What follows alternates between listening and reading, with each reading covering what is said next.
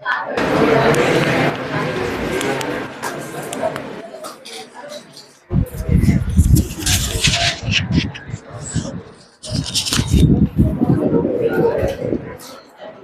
जंतु जगत हम लोग पढ़ रहे थे एनिमल किंगडम, और एनिमल किंगडम में हमने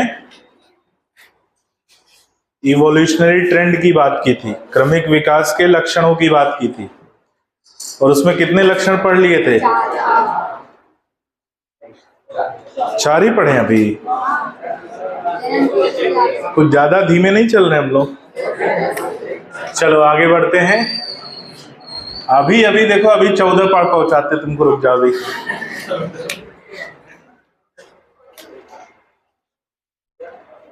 तो लक्षण क्रमांक 5 की बात करेंगे हम लोग।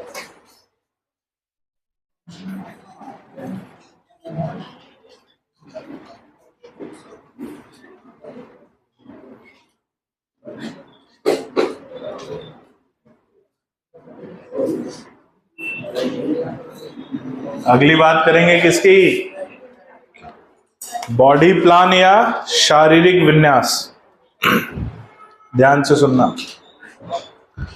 अगला लक्षण कौन सा है? बॉडी प्लान या शारीरिक विन्यास।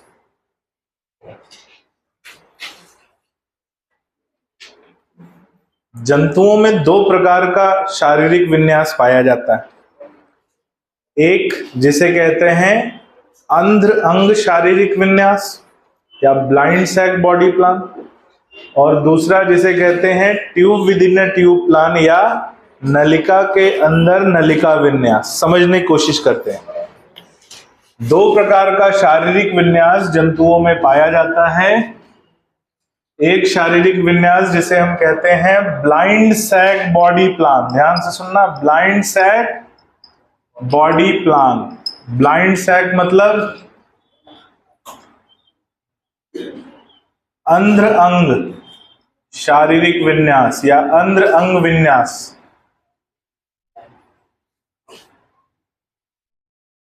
और दूसरा है tube with in a tube plan, नलिका के अंदर नलिका विन्यास। ध्यान से सुनो। यदि किसी कक्ष में या किसी गुहा में केवल एक द्वार हो, कितने द्वार? जहां से अंदर आया जा सके और बाहर जाया जा सके, ऐसे कक्ष या ऐसी गुहा को कहते हैं अंध्र कक्ष या ब्लाइंड सैक। जैसे आपका क्लासरूम है ये, यहां अंदर आने जाने के कितने रास्ते हैं? एक रास्ते हैं। यहीं से फेंकूंगा बाहर अभी है तो बाहर फेंका जा सकता कि नहीं तुमको यहां से? और यहां से गिरोगे जो ज्यादा कुछ चोट भी नहीं लगेगी, ऐसा झाड़ पोंछ के खड़े हो जाओगे। तो देखो कितने दरवाजे हो गए, 1 2 3 4, इधर भी है 5 दरवाजे वाला कोई कक्ष देखे हो जहां से अंदर भी आ सकते हो और बाहर भी जा सकते हो? जो दिल्ली में इतना हाहाकार मचा है, देखे होगे, समाचार सुने ही होगे, है ना? तो ऐसा कोई भी कक्ष जिसमें एक ही रास्ता अंदर आने का हो और एक ही रास्ता बाहर जाने का हो, उसे कहते हैं क्या? अंध्र अंग। और ऐसा विन्यास कैसे देखने को मिलता है? ध्यान से देखो।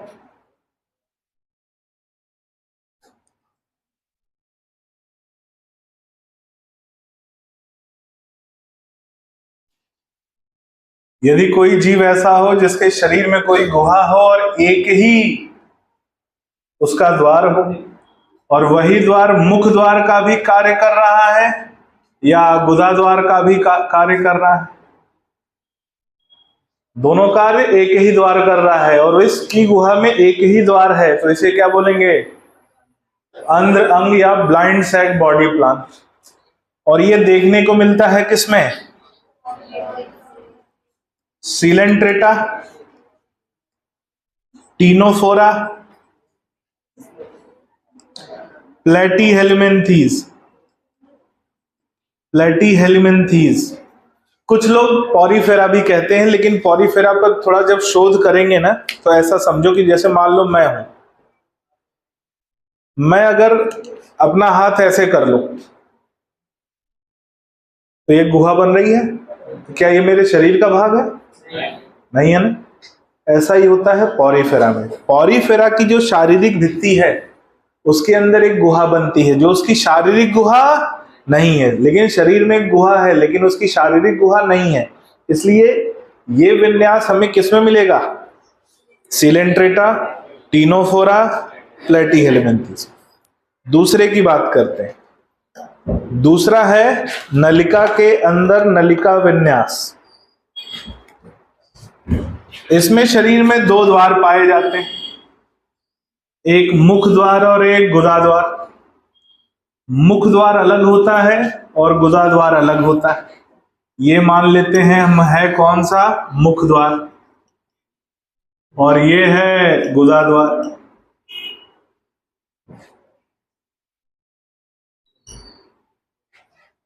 अब अगर यहां से हम इसको बीचों बीच काट दें अनुप्रस्थ काट में, तो हमें एक ऐसी संरचना मिलेगी, बाहर वाला नलिका और एक उसके अंदर।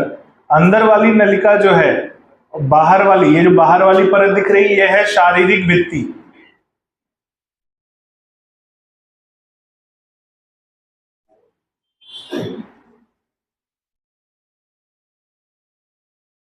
ये बाहर वाली परत क्या है? शारीरिक भित्ति। और जो अंदर वाली परत दिख रही है, यह है आहार नाल। क्या है? आहार नाल। तो बाहर वाली नलिका हो गई शारीरिक भित्ति, उसके अंदर एक और नलिका उपस्थित है, आहार नाल। तो क्या बोल रहे हैं? नलिका के अंदर नलिका विन्यास, जिसमें बाहरी नलिका कौन है? शारीरिक भित्ति। अंदर की नलिका कौन है? आहार नाल। इन दोनों के बीच में खाली जगह मिल रही है, ये जो खाली जगह है इसी को बोलते हैं बेटा शारीरिक गुहा। क्या बोलते हैं? शारीरिक गुहा, या बोलते हैं बॉडी कैविटी। तो इसमें एक द्वार, इसमें दो द्वार, और दोनों नलिकाओं के बीच का जो गुहा है उसे बोलेंगे शारीरिक गुहा या बॉडी कैविटी। और इसका उदाहरण मिलता है एस्केहेलिमन्थीज से कॉर्डेटा। क्या उदाहरण मिलता है? एस्केहेलिमन्थीज से कॉर्डेटा। लिखो। जंतुओं के शारीरिक विन्यास दो प्रकार के पाए जाते हैं।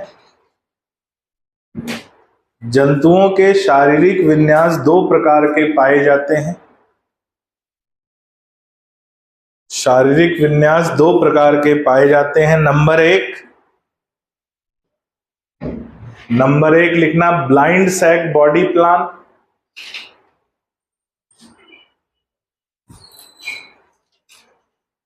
ब्लाइंड सैक बॉडी प्लान या अंध्र कक्ष शारीरिक विन्यास। इसको कक्ष कर लो, ज्यादा सही रहेगा। ब्लाइंड सैक बॉडी प्लान या अंध्र कक्ष शारीरिक विन्यास। अंध्र कक्ष शारीरिक विन्यास लिखो। इस विन्यास में शरीर में केवल एक द्वार पाया जाता है। इस विन्यास में शरीर में केवल एक द्वार पाया जाता है। इस विन्यास में शरीर में केवल एक द्वार पाया जाता है, जो मुख और गुदा द्वार, जो मुख और गुदा द्वार, जो मुख और गुदा द्वार दोनों के समान कार्य करता है। जो मुख और गुदा द्वार दोनों के समान कार्य करता है। जो मुख और गुदा द्वार दोनों के समान कार्य करता है। दोनों के समान कार्य करता है। अगला पॉइंट, ये द्वार शरीर के अंदर एक गुहा में खुलता है। ये द्वार शरीर के अंदर एक गुहा में खुलता है। शरीर के अंदर एक गुहा में खुलता है। उदाहरण सीलेंट्रेटा, उदाहरण सीलेंट्रेटा टीनोफोरा, उदाहरण coelenterata ctenophora platyhelminthes, coelenterata ctenophora platyhelminthes, coelenterata ctenophora platyhelminthes, coelenterata ctenophora platyhelminthes. ये डायग्राम बना लो छोटा सा।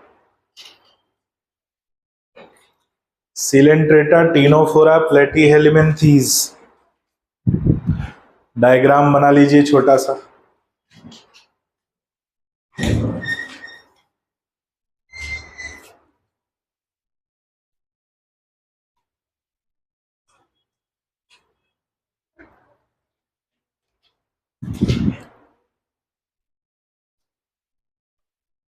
ठीक है, दूसरा लिखो, tube with in a tube plan या नलिका के अंदर नलिका विन्यास। Tube with in a tube plan या नलिका के अंदर नलिका विन्यास। Tube with in a tube plan या नलिका के अंदर नलिका विन्यास। देखो, इस विन्यास में, इस विन्यास में शरीर में दो द्वार पाए जाते हैं। इस विन्यास में शरीर में दो द्वार पाए जाते हैं। दो द्वार पाए जाते हैं जो मुख द्वार और गुदा द्वार के रूप में, जो मुख द्वार और गुदा द्वार के रूप में अलग अलग उपस्थित होते हैं। अलग अलग उपस्थित होते हैं। अगला पॉइंट, शरीर में बाहरी नलिका,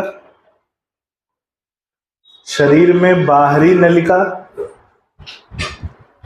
शरीर में बाहरी नलिका शारीरिक भित्ति, शरीर में बाहरी नलिका शारीरिक भित्ति तथा आंतरिक नलिका, शरीर में बाहरी नलिका शारीरिक भित्ति तथा आंतरिक नलिका आहार नाल की भित्ति के रूप में, तथा आंतरिक नलिका आहार नाल की भित्ति के रूप में, आहार नाल की भित्ति के रूप में पाई जाती है। आहार नाल की भित्ति के रूप में पाई जाती है। अगला पॉइंट, इन दोनों नलिकाओं के बीच, इन दोनों नलिकाओं के बीच शारीरिक गुहा उपस्थित होती है। इन दोनों नलिकाओं के बीच शारीरिक गुहा उपस्थित होती है। इन दोनों नलिकाओं के बीच शारीरिक गुहा उपस्थित होती है।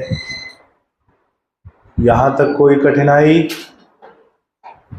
कोई परेशानी? ये बात हो गई किसको लेकर? उदाहरण लिख लो, एस्के हेलिमिन्थीस से कॉर्डेटा, एस्के हेलिमिन्थीस से कॉर्डेटा। कहां से कहां? एस्के हेलिमिन्थीस से कॉर्डेटा।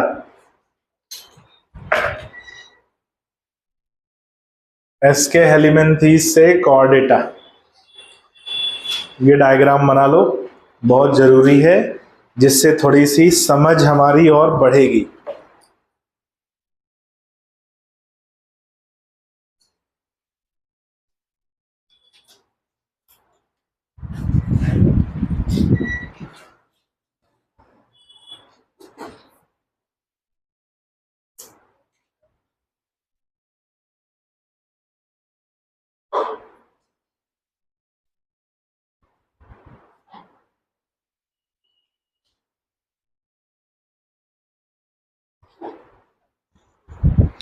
ठीक है, मिटा दें? नहीं मिटाएं, इसको तो मिटा दें आधा।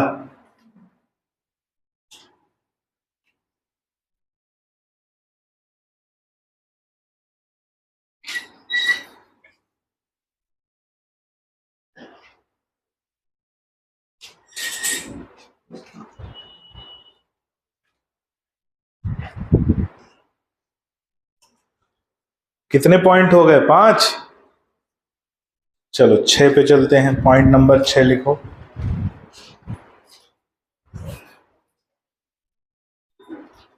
पॉइंट नंबर 6 है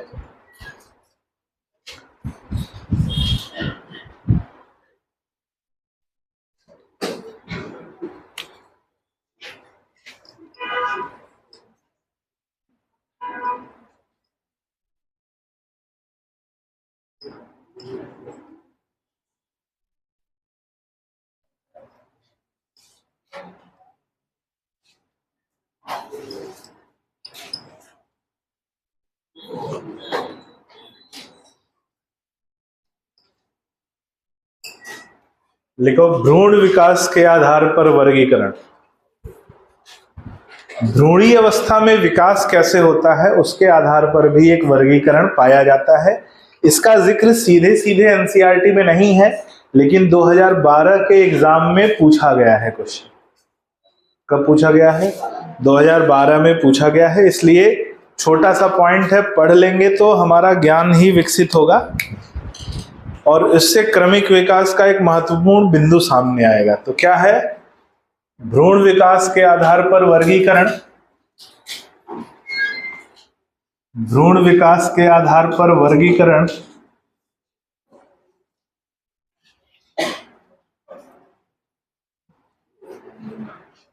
भ्रूण विकास के आधार पर वर्गीकरण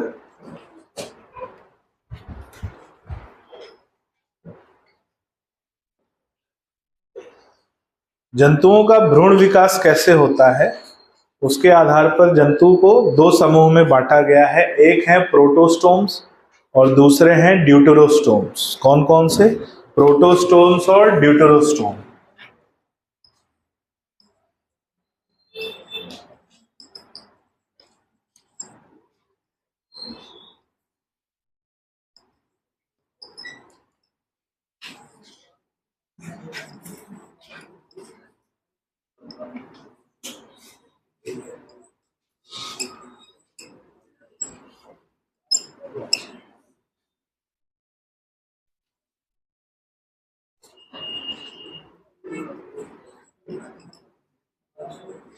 ध्यान से सुनना।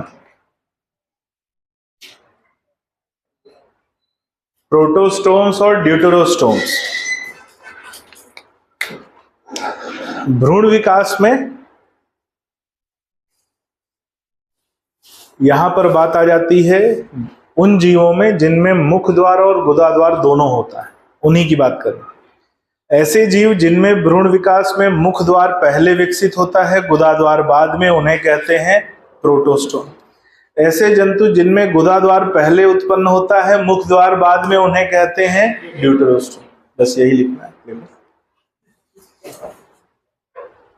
प्रोटोस्टोम्स और ड्यूटेरोस्टोम्स। पहले लिखेंगे प्रोटोस्टोम्स के बारे में।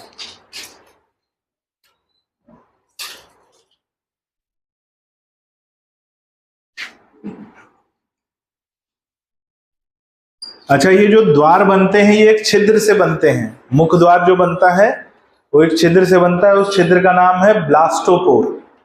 तो अगर ब्लास्टोपोर से मुख द्वार बनेगा, पहले बनेगा, तो वो क्या होंगे? प्रोटोस्टोम। अगर ब्लास्टोपोर से गुदा द्वार बनेगा तो वो क्या होंगे? ड्यूटेरोस्टोम। तो लिखो, ऐसे जंतु जिनमें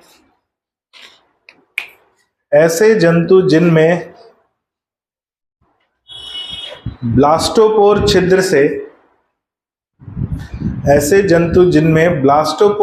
से मुख द्वार पहले बनता है, ब्लास्टोपोर छिद्र से मुख द्वार पहले बनता है,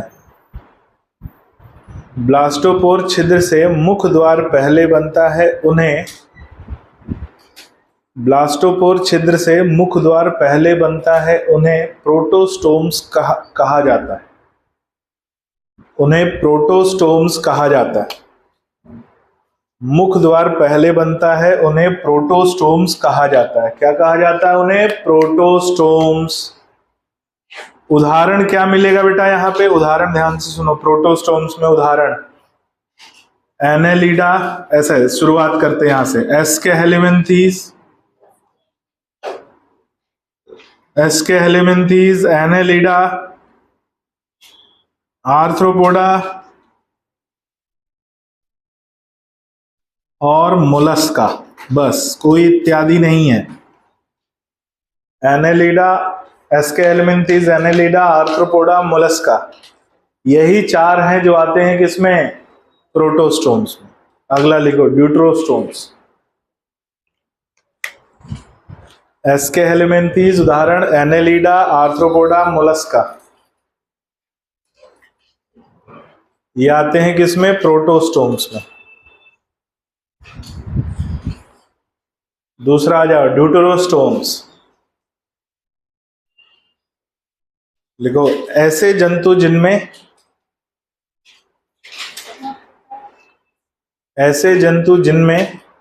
ब्लास्टोपोर छिद्र से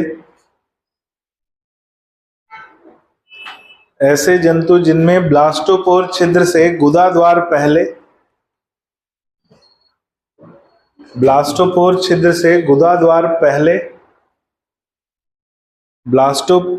लिख लिया। ऐसे जंतु जिनमें ब्लास्टोपोर छिद्र से गुदा द्वार पहले और मुख द्वार बाद में बनता है, गुदा द्वार पहले और मुख द्वार बाद में बनता है, उन्हें ड्यूटरोस्टोम्स कहा जाता है। उन्हें ड्यूटरोस्टोम्स कहा जाता है। उन्हें ड्यूटरोस्टोम्स कहा जाता है। क्या बोलते हैं उन्हें? ड्यूटरोस्टोम्स। ध्यान से सुनो, इसमें उदाहरण मिलेगा इकाइनोडर्मेटा, हेमिकॉर्डेटा और Chordata. Echinodermata, Hemichordata, Chordata. Echinodermata, Hemichordata, Chordata. Echinodermata, Hemichordata, Chordata, ये आते हैं किसमें? अब जरा सोचो, अब यहां पर एक सोचने वाली बात आ गई। इकाइनोडर्मेटा और हेमिकॉर्डेटा ये आते हैं नॉन कॉर्डेट में, लेकिन इनका लक्षण किसके जैसा दिख रहा है? तो क्या हम ये बात बोल सकते हैं कि इकाइनोडर्मेटा, हेमिकॉर्डेटा अन्य नॉन कॉर्डेट की तुलना में किसके ज्यादा समान है? यानी इनका लक्षण किससे ज्यादा मिल रहा है? तो इससे हमें एक बात समझ में आती है कि यहीं से कॉर्डेटा की उत्पत्ति हुई है, क्योंकि लक्षणों में समानता इस बात को दर्शाएगा। तो लिखो, इस उदाहरण के अनुसार हम ये मान सकते हैं, इस उदाहरण के अनुसार हम ये मान सकते हैं कि इकाइनोडर्मेट और हेमिकॉर्डेट, इस उदाहरण के अनुसार हम ये मान सकते हैं कि इकाइनोडर्मेट और हेमिकॉर्डेट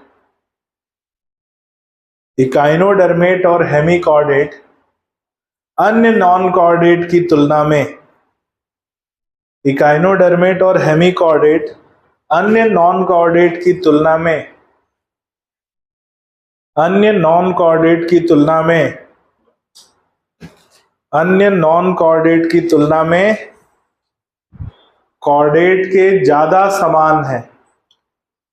अन्य नॉन कॉर्डेट की तुलना में कॉर्डेट के ज्यादा समान है। अन्य नॉन कॉर्डेट की तुलना में कॉर्डेट के ज्यादा समान है। समान मतलब समानता इनकी अधिक है। किससे? कॉर्डेट से। यही इस पॉइंट से बात बतानी थी। ये हो गया पॉइंट नंबर 6, भ्रूण विकास। अगला लिखो पॉइंट नंबर 7, आहार नाल। पॉइंट नंबर 7 लिखेंगे आहार नाल।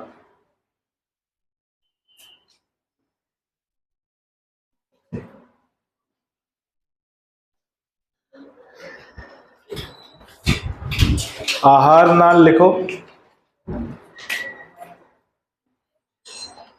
जंतुओं में कई प्रकार की आहार नाल पाई जाती है। 7वां पॉइंट है क्या? आहार नाल। देखो, जंतुओं में कई प्रकार की आहार नाल पाई जाती है। जंतुओं में कई प्रकार की आहार नाल पाई जाती है। जैसे एक आ जाता है अनुपस्थित।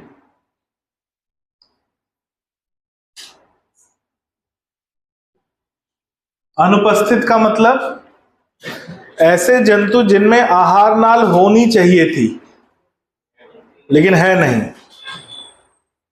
होनी चाहिए थी क्यों? क्योंकि उनके लक्षण इस तरह के हैं।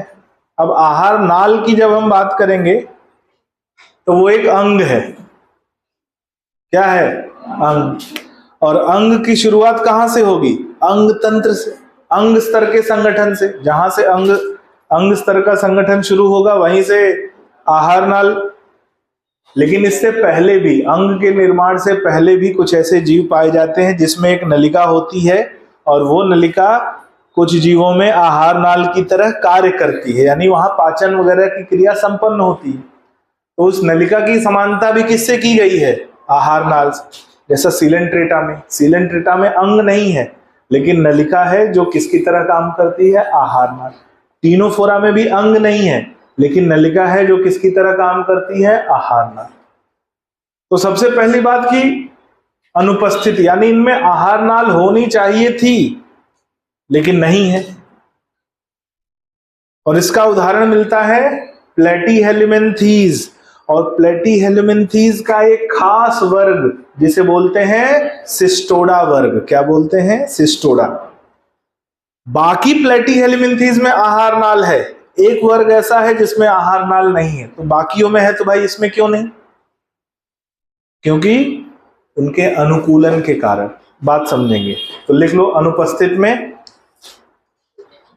कि कुछ जीवों में आहार नाल अनुपस्थित होती है, कुछ जीवों में या कुछ जंतुओं में आहार नाल अनुपस्थित होती है। उदाहरण,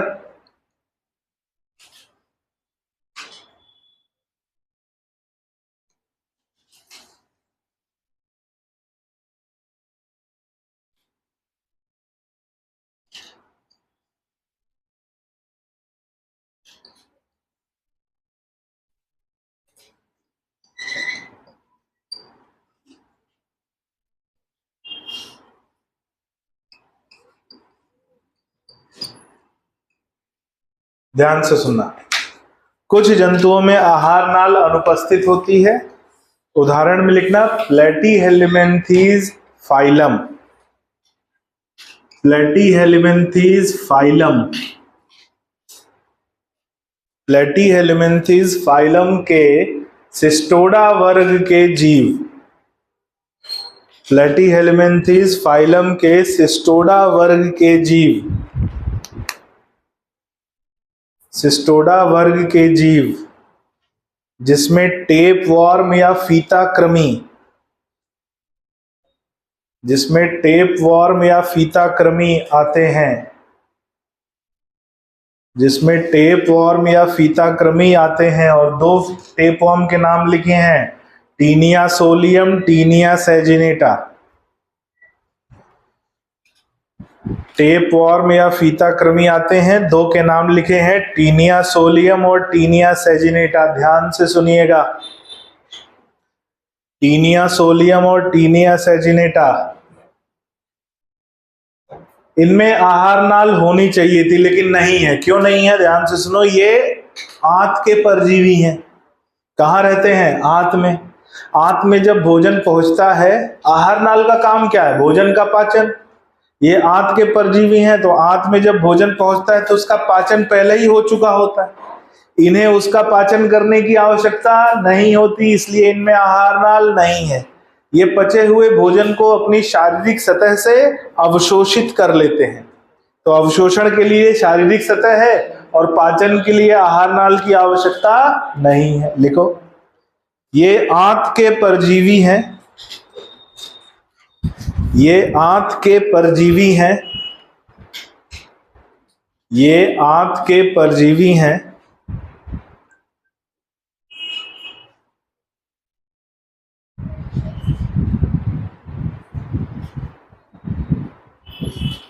जिन्हें पचा हुआ भोजन प्राप्त होता है,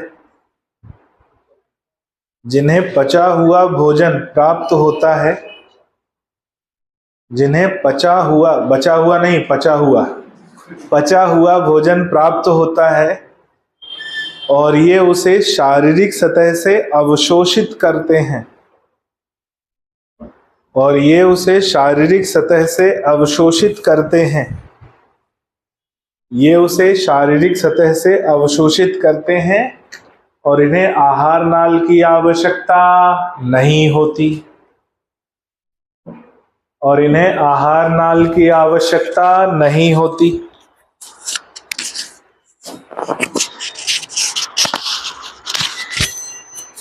इन्हें आहार नाल की आवश्यकता नहीं होती। तो ये हो गया पहला कौन सा? अनुपस्थित। दूसरा लिखो, अपूर्ण आहार नाल।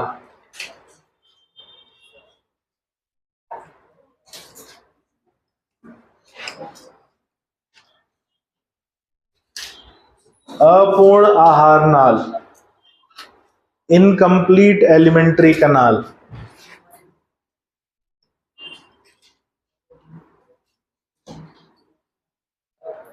अपूर्ण आहार नाल या इनकम्प्लीट एलिमेंट्री कनाल।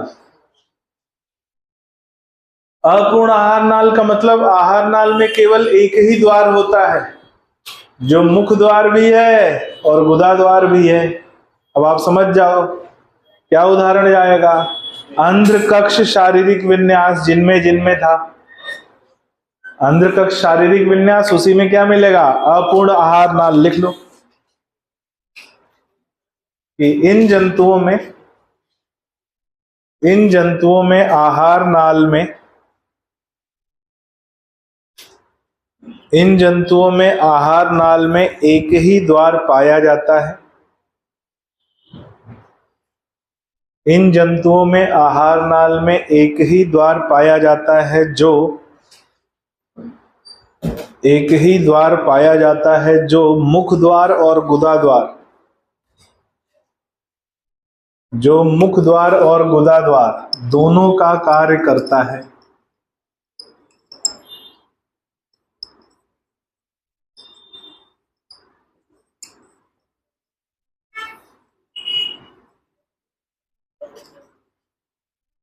दोनों का कार्य करता है। उदाहरण में सिलेंट्रेटा टीनोफोरा प्लेटीहेलिमिन्थीस,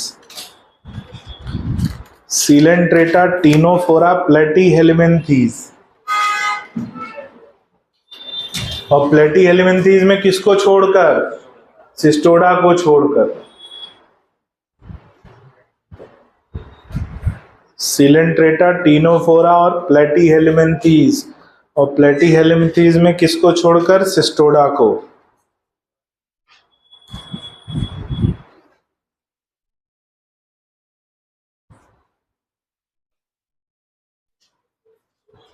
कल का पढ़ के आए हो? कितने लोग पढ़ के आए हैं? जरा हाथ ऊपर करो। बाकी लोग क्या सोचे थे, आज सर की क्लास नहीं होगी है? वो तो रात में जब टाइम टेबल आया होगा तब पता चला, अरे मोरी मैया यो का हो गए हो।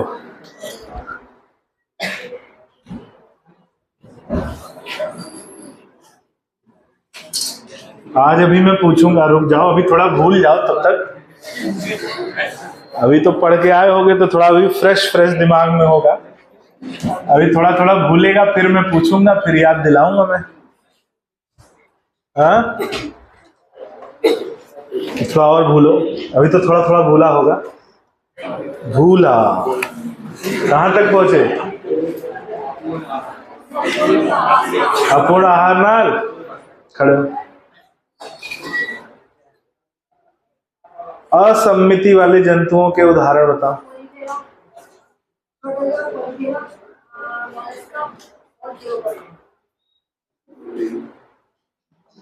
सभी प्रोटोजोआ। तब अधिकांश पॉरीफेरा। गेस्ट पढ़ के आइए, रट के आइए। बच्चा ठीक, चल पूछेंगे अभी। कहां तक पहुंचे हम? पॉइंट नंबर कितने हो गए? 7 हो गए। अरे अभी इसमें एक बचा है यार, अपूर्ण हुआ है ना, अभी तीसरा बचा है, पूर्ण। पूर्ण आहार नाल। तुम लोग भुलवा देते हो यार। Complete alimentary canal. नहीं, अभी इतने बुढ़े नहीं हुए हैं कि भूलने लगे। बुढ़ापा आ गया है।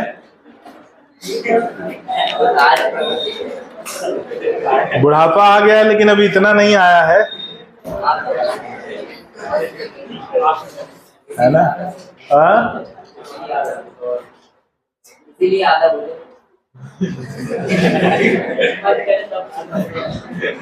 क्यों मौत को दावत दे रहे हो?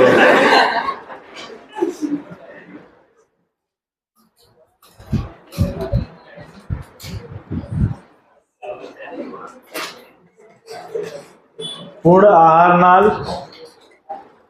इनमें दोनों द्वार उपस्थित हैं, मुख द्वार भी और, लिख लो। इस आहार नाल में दो अलग द्वार। इस आहार नाल में दो अलग द्वार, मुख द्वार और गुदा द्वार के रूप में,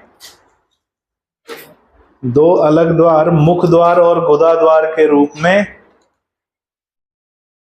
मुख द्वार और गुदा द्वार के रूप में पाए जाते हैं। मुख द्वार और गुदा द्वार के रूप में पाए जाते हैं। मुख द्वार और गुदा द्वार के रूप में पाए जाते हैं। उदाहरण, एस्के हेलिमेंथीस से कॉर्डेटा। उदाहरण लिखो, एस्के हेलिमेंथीस से कॉर्डेटा। एस्के हेलिमेंथीस से कॉर्डेटा।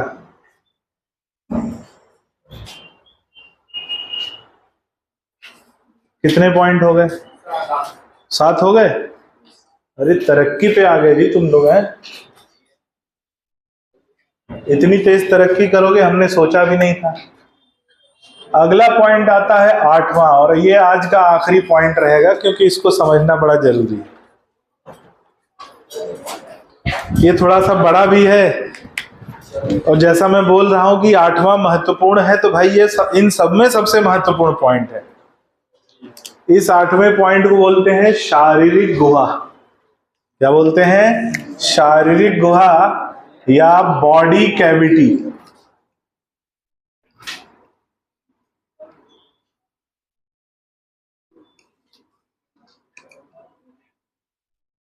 शारीरिक गुहा या बॉडी कैविटी। ध्यान से सुनो।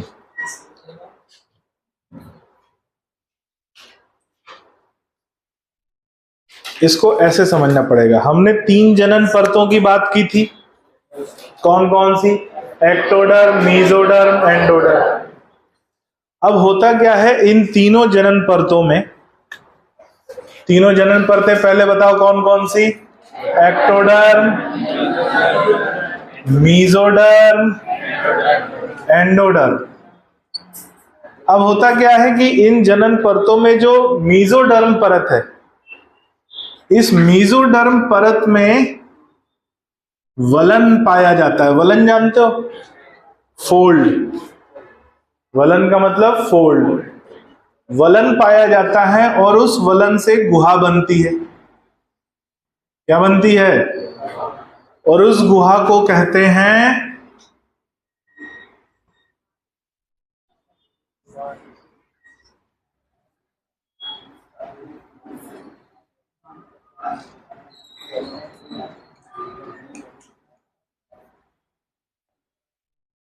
बोलते हैं उसे?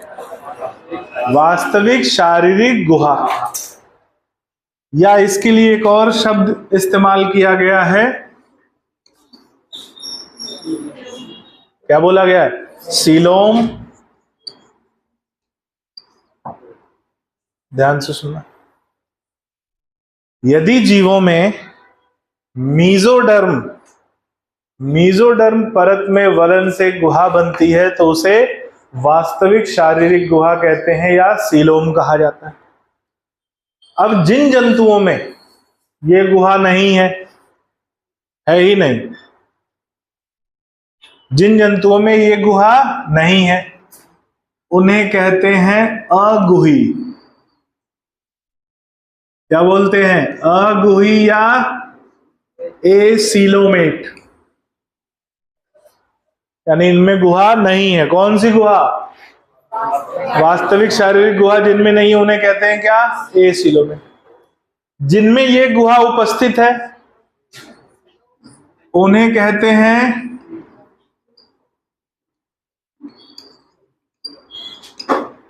सीलोमेट। क्या बोलते हैं? और एक तीसरा प्रकार भी आता है। तीसरा प्रकार ऐसा है कि जिसमें गुहा तो है लेकिन वो उसकी उत्पत्ति कहां से नहीं है? गुहा तो बनी है लेकिन वो मीजोडर्म से नहीं बनी। कहां से बनी है? तो मीजोडर्म से नहीं बनी तो कहां से बनी है? ब्लास्टोसील से बनी है। अब ये क्या है भाई? भ्रूण अवस्था में एक गुहा होती है जिसका नाम है ब्लास्टोसील। ये कहां से बना है? मीजोडर्म से। अगर ब्लास्टोसील से गुहा बनती है तो उसे कहते हैं सूडोसीलोम। क्या बोलते हैं? सूडोसीलोम या आभासीय गुहा। क्या बोलते हैं? सूडोसीलोम या आभासी। अभी इनको मैं डायग्राम से भी बताऊंगा, तीनों को समझाऊंगा। अभी मैं कुछ मुख्य बात समझाने की कोशिश कर रहा हूं।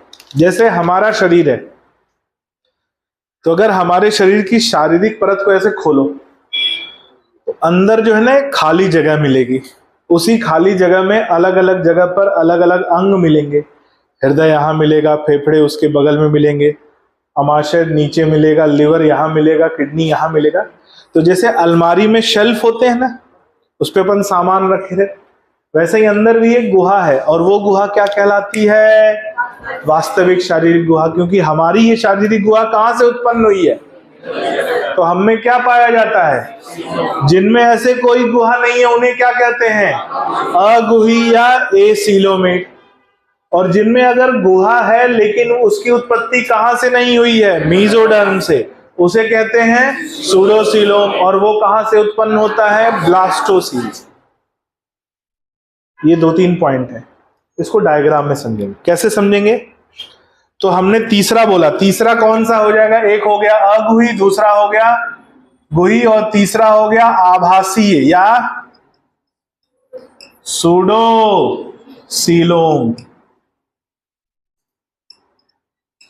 सूडोसीलोमेट। तो जरा एक एक करके समझते हैं इनको, ठीक है? 3 को ही समझना है। शुरुआत करेंगे हम यहां से। तो लिखो, हेडिंग डाली हमने शारीरिक गुहा या बॉडी कैविटी।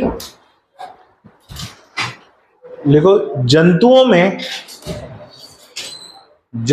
में मीजोडर्म परत से, जंतुओं में मीजोडर्म परत से या मीजोडर्म परत में वलन पाया जाता है। मीजोडर्म परत में, मीजोडर्म को अंडरलाइन कर लेना, वलन पाया जाता है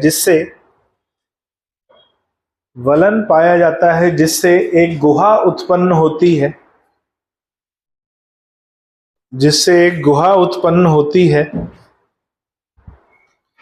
जिससे एक गुहा उत्पन्न होती है उसे, एक गुहा उत्पन्न होती है उसे वास्तविक शारीरिक गुहा, उसे वास्तविक शारीरिक गुहा, वास्तविक शारीरिक गुहा या सीलोम कहते हैं। उसे वास्तविक शारीरिक गुहा या सीलोम कहते हैं। उसे वास्तविक शारीरिक गुहा या सीलोम कहते हैं। क्या बोलते हैं? वास्तविक शारीरिक गुहा या सीलोम, वास्तविक शारीरिक गुहा या सीलोम कहते हैं। अगला पॉइंट, शारीरिक गुहा के आधार पर, शारीरिक गुहा के आधार पर जंतु निम्न प्रकार के होते हैं। शारीरिक गुहा के आधार पर जंतु निम्न प्रकार के होते हैं, निम्न प्रकार के होते हैं। पहला लिखो एसीलोमेट। शारीरिक गुहा के आधार पर जंतु निम्न प्रकार के होते हैं। पहला लिखो एसीलोमेट, एसीलोमेट।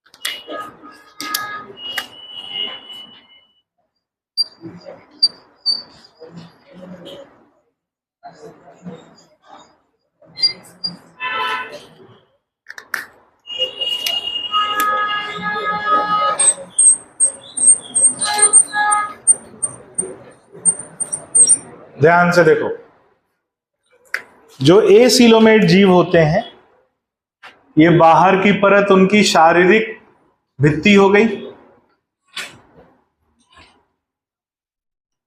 बाहर की परत क्या हो गई? शारीरिक भित्ति। उसके बाद पाई जाती है एक्टोडर्म।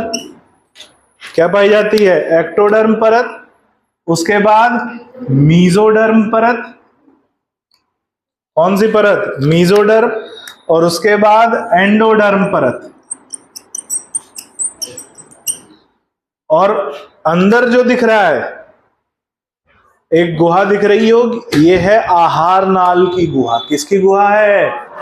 आहार नाल। तो ये जो दिख रहा है आहार नाल गुहा, तो इसमें मीजोडर्म से उत्पन्न होती कोई गुहा दिख रही है क्या? नहीं।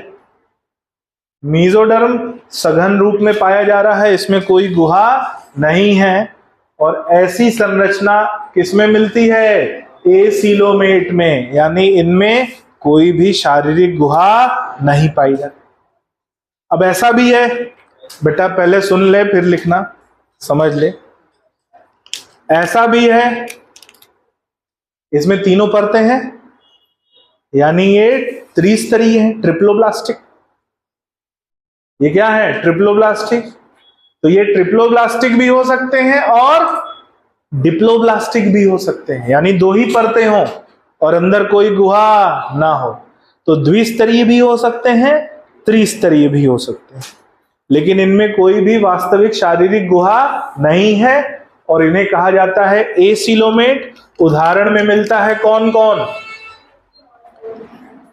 एसीलोमेट उदाहरण में मिलता है पॉरीफेरा, बहुत इंपॉर्टेंट उदाहरण है पॉरीफेरा, सीलेंट्रेटा, टीनोफोरा, टीनोफोरा और प्लेटीहेलमिन्थीज, प्लेटीहेलमिन्थीज। और इन जीवों को क्या कहा जाता है? एसीलोमेट। क्या कहा जाता है? एसीलोमेट। ये डायग्राम किसका है? एसीलोमेट के शारीरिक संरचना का ये डायग्राम है। एसीलोमेट के शारीरिक संरचना का डायग्राम। समझ में आया? बनाओ। तो पहला लिखो एसिलोमेट और ये डायग्राम बना लो। एसिलोमेट, ये डायग्राम बना लो।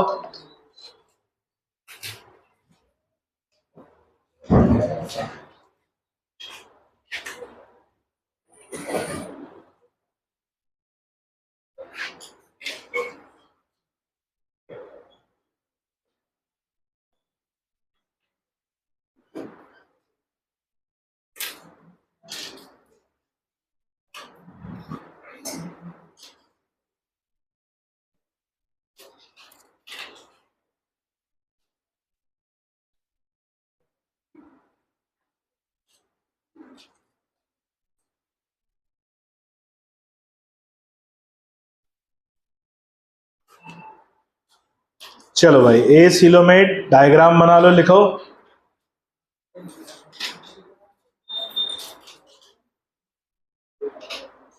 बन गया डायग्राम? बनाओ भाई जल्दी। कहो भैया तुम पीछे कहां पहुंच गए?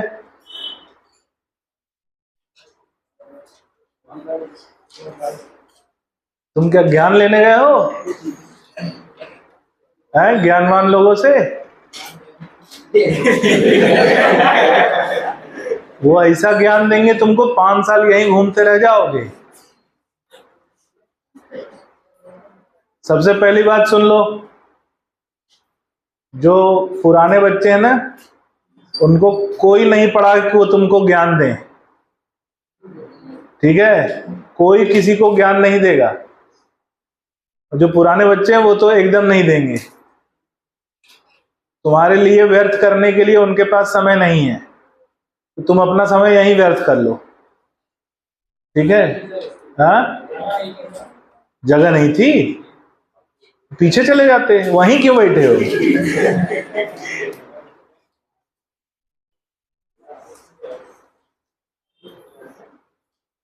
अनुभव लेने गए हो? ध्यान से सुन लो, मैं बता दूं, दोनों बच्चों के लिए साफ बता दूं।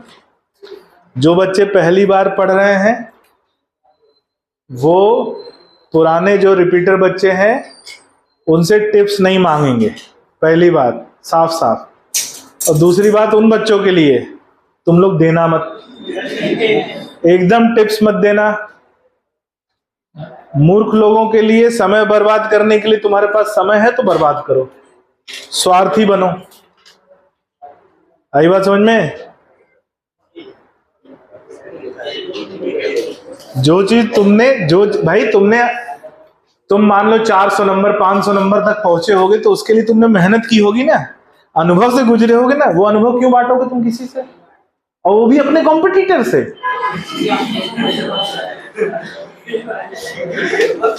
वो भी अपने कॉम्पिटिटर से।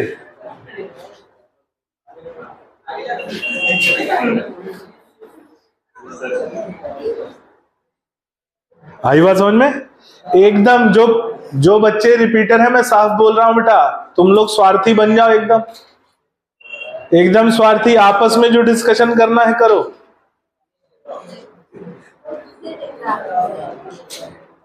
दूसरे के लिए अपना समय बर्बाद करने की जरूरत नहीं है, स्पष्ट बोल रहा हूं, ठीक है?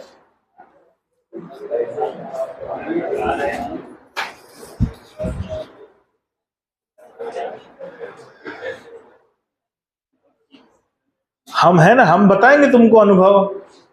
हम 1 साल का नहीं, 15 साल का अनुभव से, हमसे बड़ा अनुभवी कोई है यहाँ?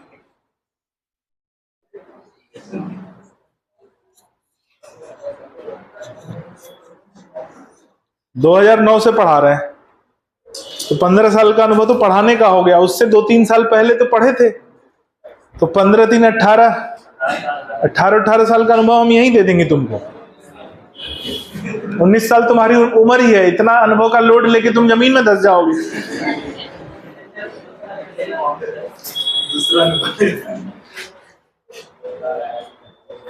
हाँ सोमेल, तुम्हारे इतना अनुभव तो तुम इसी से ले सकते हो। नहीं, ये पर्याप्त है तुमको ज्ञान देने के लिए। किसके लिए? ये इसका प्रभाव क्षेत्र वहां तक है।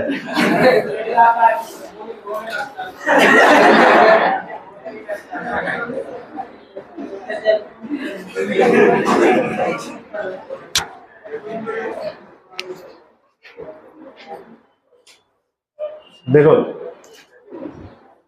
रिपीटर बच्चों के लिए एक बात याद करो जो मैंने आपको पिछले साल भी बोली थी, never argue with an idiot. कभी भी किसी मूर्ख से बहस नहीं करना, क्योंकि मूर्ख तुमको पहले अपने स्तर पे ले आएगा और उस स्तर पे वो चैंपियन है।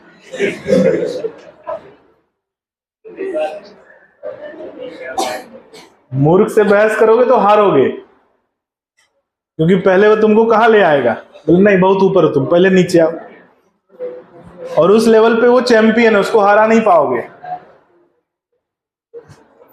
हाँ बैरागी जी,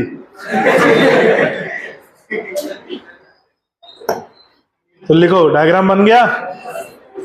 लिखो, इन जीवों में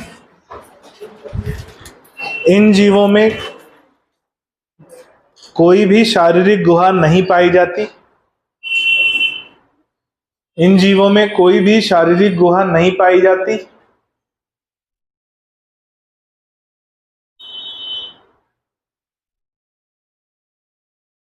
इन जीवों में कोई भी शारीरिक गुहा नहीं पाई जाती, कॉमा, ये द्विस्तरीय एवं त्रिस्तरीय, ये द्विस्तरीय एवं त्रिस्तरीय दोनों होते हैं। ये द्विस्तरीय एवं त्रिस्तरीय दोनों होते हैं। उदाहरण में लिखो, porifera, coelenterata, ctenophora, platyhelminthes. Porifera, coelenterata, ctenophora, प्लेटीहेलेमिन्थीज।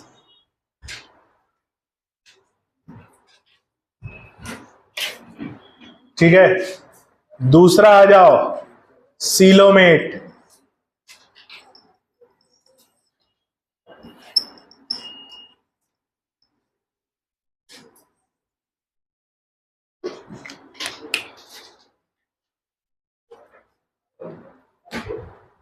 दूसरा आ जाओ, सीलोमेट।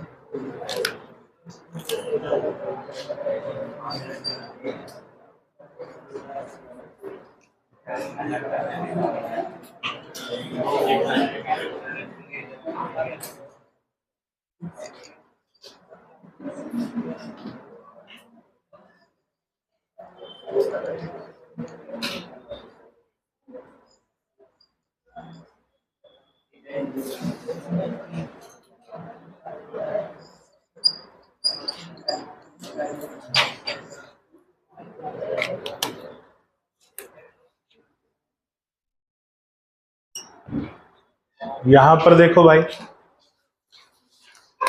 बाहर शारीरिक भित्ति दिख रही है। शारीरिक भित्ति के बाद एक्टोडर्म, काले रंग की परत, अंदर आहार नाल। आहार नाल का आवरण कौन बना रहा है? एंडोडर्म। और ये नीली वाली परत दिख रही है, ये कौन सी है? मीजोडर्म। और उसके अंदर गुहा उपस्थित है जिसे कहते हैं सीलोम। क्या कहते हैं? सीलोम। तो सीलोम किससे उत्पन्न हुआ? इसीलिए इन्हें क्या बोलेंगे? क्या बोलेंगे? आई बात समझ में? लिख लो।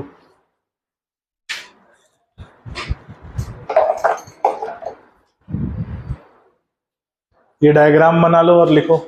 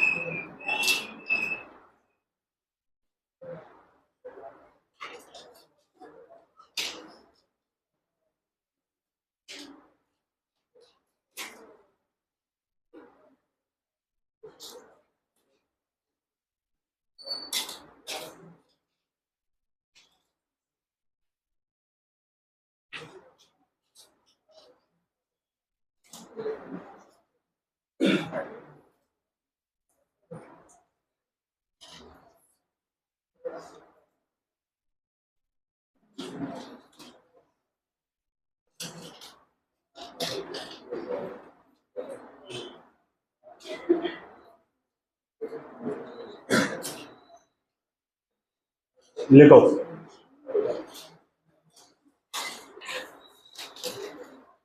इन जंतुओं में मीजोडर्म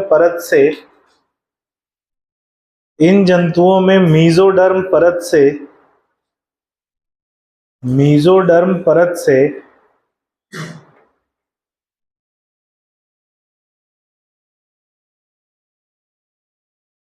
सीलोम गुहा उत्पन्न होती है। सीलोम गुहा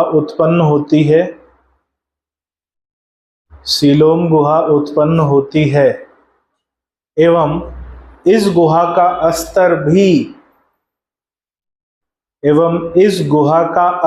अस्तर मतलब आंतरिक परत। अस्तर का मतलब क्या है? आंतरिक परत। जैसे अगर मैं पूछूं कि अपने इस क्लासरूम का अस्तर क्या है, तो जो सफेद पेंट लगा हुआ है ये इसकी आंतरिक परत है। इस गुहा का अस्तर भी मीजोडर्म से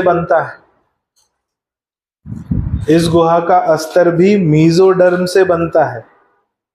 अब ये गुहा में खंड हो सकते हैं। जैसे देखो यहां पर एक खंड दिख रहा है, पार्टीशन, तो एक भाग ये हो सकता है, दूसरा भाग ये हो सकता है। तो लिख लो ये गुहा खंडों में बटी हो सकती है। ये गुहा खंडों में बटी हो सकती है। उदाहरण आर्थ्रोपोडा से कॉर्डेटा।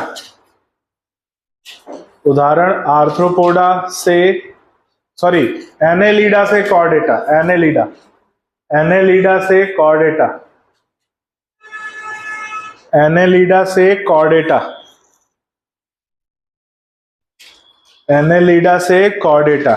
इन्हें क्या बोला जाता है? सीलोमेट। अब सीलोमेट दो प्रकार के होते हैं, बस नाम और उदाहरण लिखना है, ज्यादा नहीं लिखना है। सीलोमेट कितने प्रकार के? दो। एक जिन्हें बोलते हैं शाइजोसीलोमेट, जो वास्तविक सीलोमेट हैं, ये कितने प्रकार के? दो। एक का नाम है साइजोसीलोमेट, दूसरे का नाम है एंटेरोसीलोमेट। बस नाम और उदाहरण लिखना है। क्या होते हैं ये आपसे नहीं पूछेगा, लेकिन अगर बहुत ज्यादा हो गया तो बस नाम और उदाहरण पूछेगा। ठीक है, तो लिखो सीलोमेट जीव दो प्रकार के होते हैं।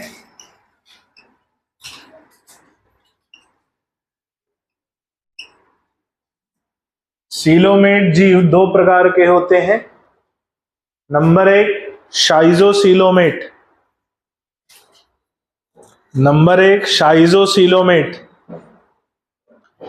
उदाहरण लिखना, बस उदाहरण, ज्यादा कुछ नहीं लिखना है। Annelida, arthropoda, Mollusca. Annelida, arthropoda, Mollusca, ये तीनों शाइजोसीलोमेट के उदाहरण हैं। और दूसरा आता है एंटेरोसीलोमेट। एंटेरोसीलोमेट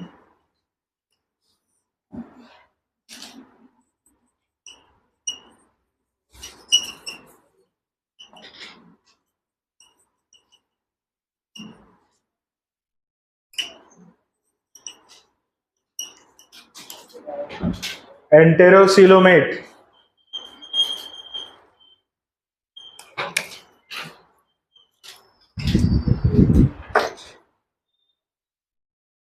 एंटेरोसीलोमेट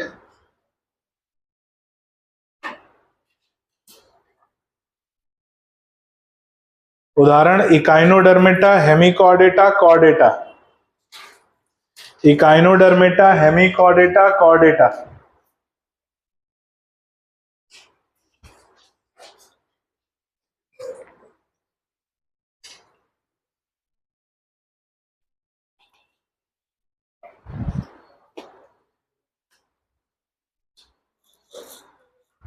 तीसरा आ जाओ, सूडोसीलोम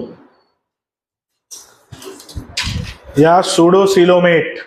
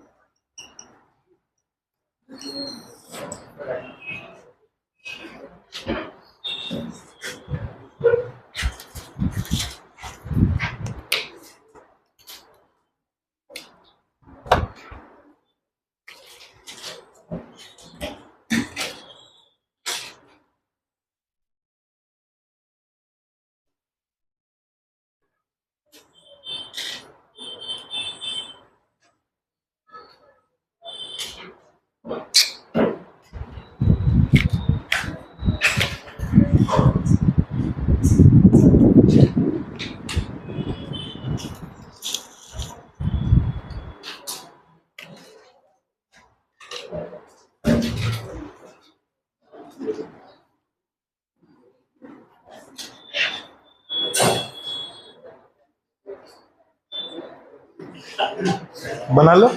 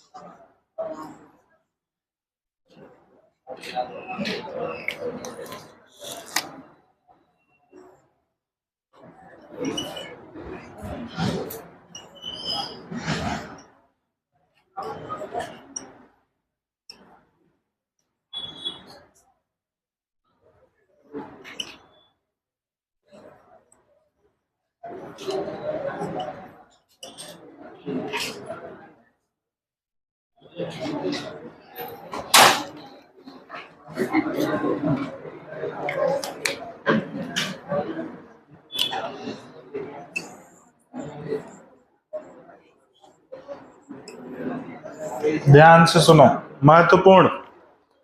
हमने क्या बोला?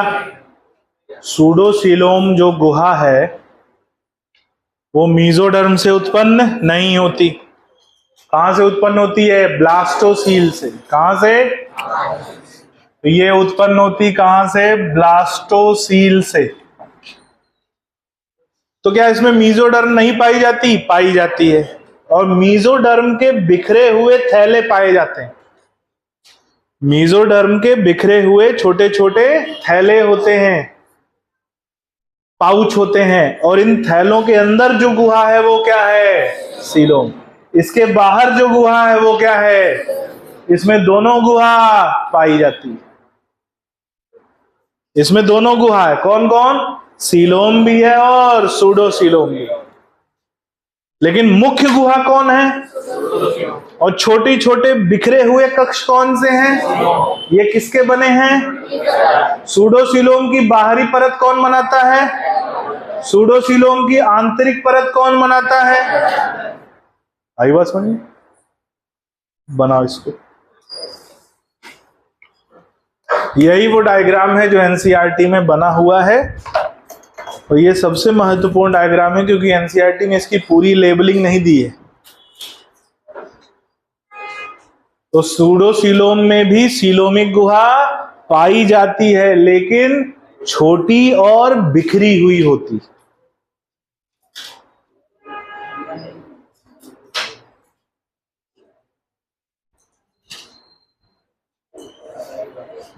बन गया?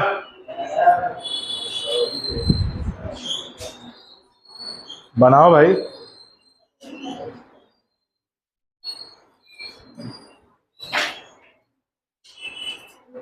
तो भैया तुम पिछली क्लास में कहाँ थे? पीछे, नितिन के पीछे बैठा है बालक। पिछली क्लास में थे? और उससे पहले? ठीक है। हाँ, ऐसा तो नहीं कोई तुम लोगों में से एक दिन H2 में बैठ गया, फिर एक दिन इसमें आ गया, ऐसा चल रहा हो दाएं बाएं? ऐसा है क्या कोई? कि नहीं यार आज आशीष सर की शक्ल नहीं पसंद आ रही है, आज चलते हैं H2 में बैठेंगे। नहीं, जिसको जाना है जा सकता है स्वतंत्र रूप से, लेकिन फिर वो स्थायी रूप से जाए। ऐसा नहीं 2 दिन यहां बैठे मजा नहीं आया, 2 दिन उसमें बैठते हाँ यार मजा आ रहा है, फिर 2 दिन बाद यहां आ गए।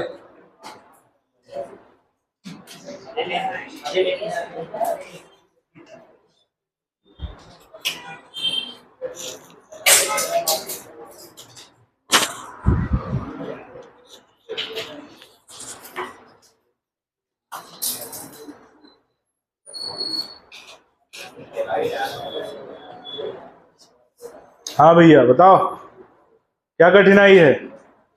कोई ना, बढ़ लिखो, आगे बढ़ते। आज गर्मी कुछ ज्यादा लग रही है क्या? हमको गर्मी लग रही है। एसी भी चल रहा है, अरे अच्छे से नहीं चल रहा, थोड़ा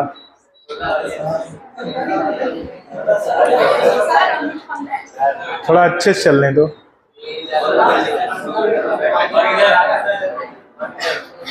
हाँ क्या बना देंगे? नहीं नहीं ठीक, थोड़ा ऐसा लगे कि हाँ यार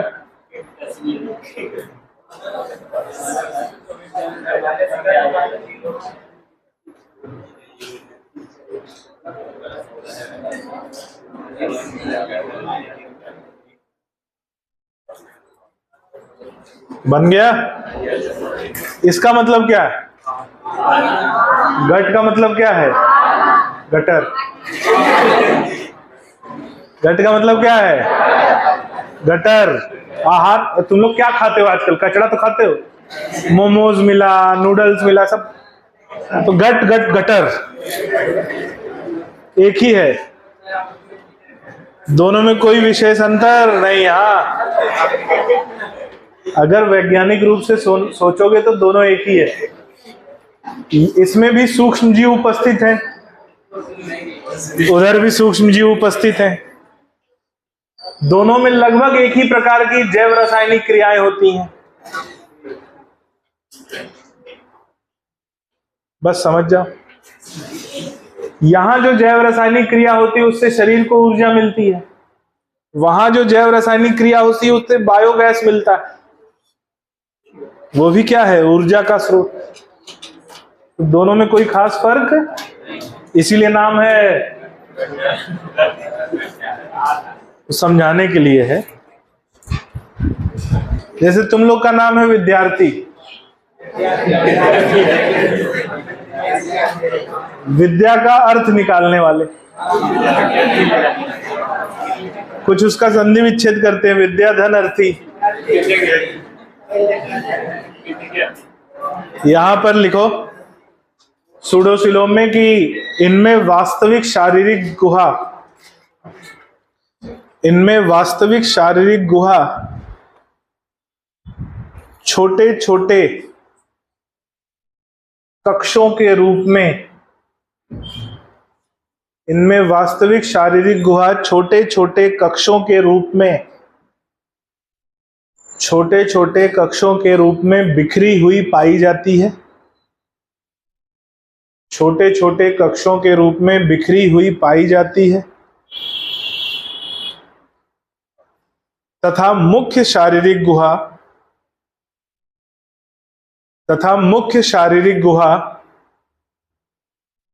तथा मुख्य शारीरिक गुहा सूडोसिलोम, मुख्य शारीरिक गुहा सूडोसिलोम होती है, मुख्य शारीरिक गुहा सूडोसिलोम होती है,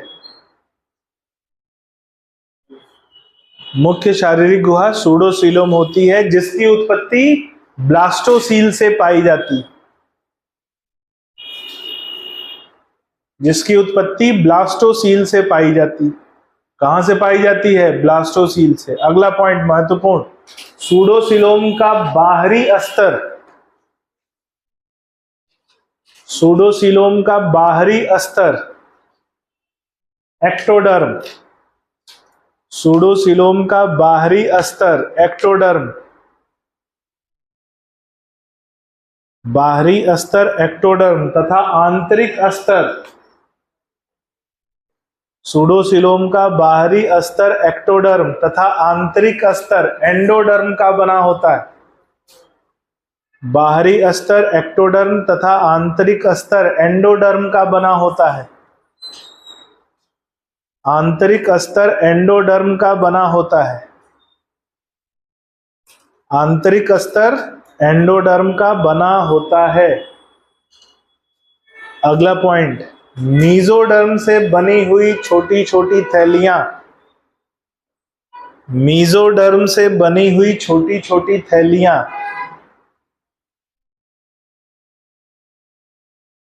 मीजोडर्म से बनी हुई छोटी छोटी थैलियां बिखरी हुई उपस्थित होती हैं, छोटी छोटी थैलियां बिखरी हुई उपस्थित होती हैं, बिखरी हुई उपस्थित होती हैं, छोटी छोटी थैलियां बिखरी हुई उपस्थित होती हैं। उदाहरण, वैसे तो एनसीईआरटी में एक ही उदाहरण लिखा है भाई, लेकिन हम 3 उदाहरण लिखेंगे। एस्के हेलिमेंथीज, उदाहरण लिखो, एस्के हेलिमेंथीज, एस्के हेलिमेंथीज और arthropoda, aschelminthes, arthropoda, mollusca, aschelminthes, arthropoda, mollusca. Arthropoda और मोलस्का में वास्तविक और अवास्तविक दोनों गुहाएं पाई जाती हैं। अवास्तविक का मतलब सूडोसिलोम, लिखो, सूडोसिलोम को अवास्तविक गुहा भी कहते हैं, सूडोसिलोम को अवास्तविक गुहा भी कहते हैं, सूडोसिलोम को अवास्तविक गुहा भी कहते हैं।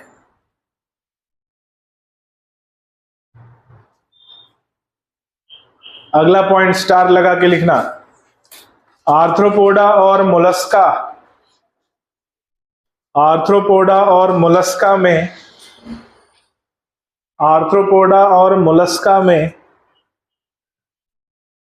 वास्तविक और अवास्तविक आर्थ्रोपोडा और मोलस्का में वास्तविक और अवास्तविक दोनों गुहाएं पाई जाती हैं।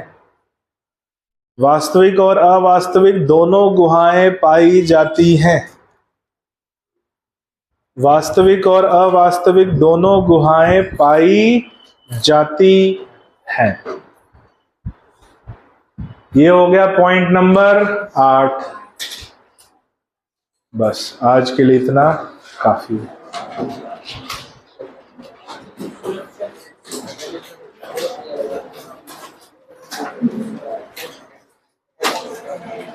पढ़ के आइए, पढ़ के आइए।